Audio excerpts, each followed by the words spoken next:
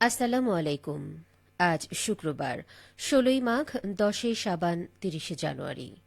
বাংলাদেশ বেতার, রাজশাহী। স্থানীয় সংবাদ পড়ছি জেসমিন আজাদ। বিএনপির চেয়ারম্যান তারেক রহমান বলেছেন, বগুড়া ছিল মডেল জেলার মতো। চিন্তা ছিল বাকি ৬৩ জেলা কিভাবে সাজাবো। শুধু বগুড়াকে নিয়ে চিন্তা করলে হবে না, সারা বাংলাদেশকে নিয়ে ভাবতে হবে, সারা দেশের উন্নয়ন করতে হবে।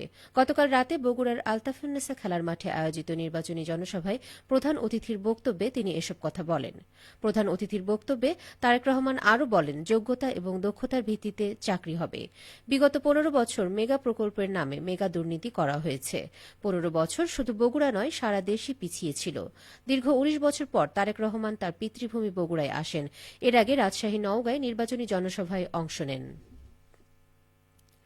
নওগাঁর নির্বাচনী জনসভায় বিএনপির চেয়ারম্যান তারেক রহমান বলেছেন, দেশে উন্নয়ন করতে হবে। গত ১৬ বছর বাংলাদেশের মানুষের ভাগ্যের পরিবর্তন ঘটেনি। মানুষ যেন নিরাপদ থাকতে পারে, সে লক্ষ্যে আগামীতে কাজ করা হবে। জনসভায় লাখো মানুষের সমাগম ঘটে। এ নিয়ে এখন শুনুন আমাদের নওগাঁ জেলা সংবাদদাতার একটি বিশেষ প্রতিবেদন।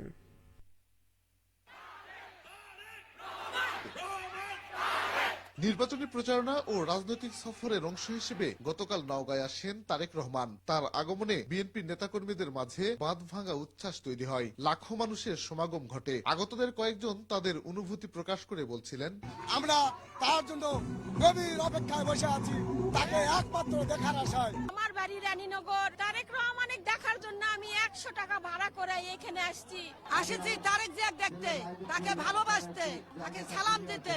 ওই চালাতে পারে, জনগণ দাসের সেবা দান করতে পারে। বাবা, এই আমার দোয়া থাকলো। সন্ধ্যা ৭টায় শহরের এটিএম মাঠে নির্বাচনী জনসভায় বক্তব্য দেন তারেক রহমান। শুরুতেই তিনি দেশের মানুষের ভাগ্যের উন্নয়নে নানা পরিকল্পনার কথা তুলে ধরেন।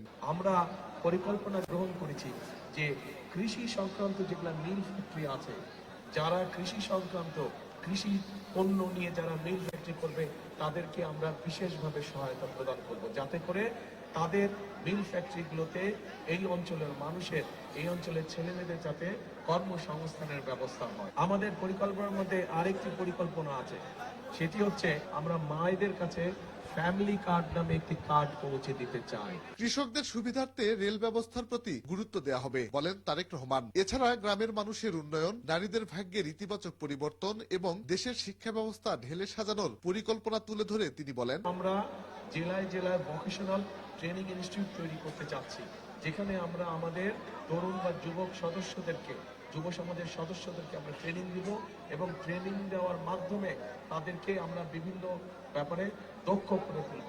কৃষকদের খরচ যাতে কম হয়, ইনশাল্লাহ রেলের ব্যবস্থাটার প্রতি আমরা নজর দিব।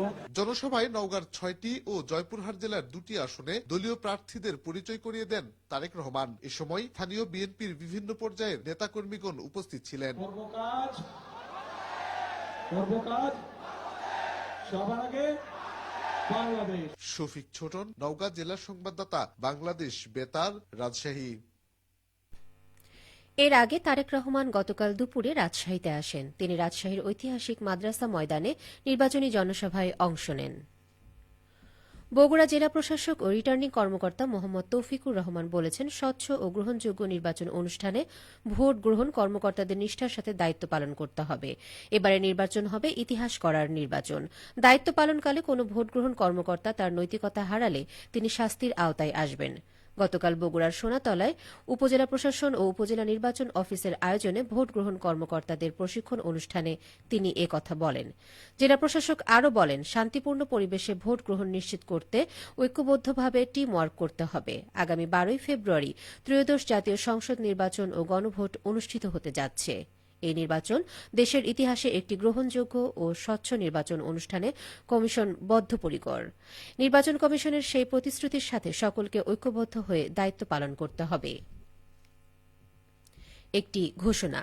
মাগরিব নামাজের আজান প্রচারের সুবিধার্থে আগামী ১ ফেব্রুয়ারি থেকে আঞ্চলিক বার্তা সংস্থা বাংলাদেশ বেতার রাজশাহীর সন্ধে ৬টা ৫ মিনিটের স্থানীয় ইংরেজি সংবাদ বিকেল ৫টা ১৫ মিনিটে প্রচারিত হবে। একটি শোক সংবাদ।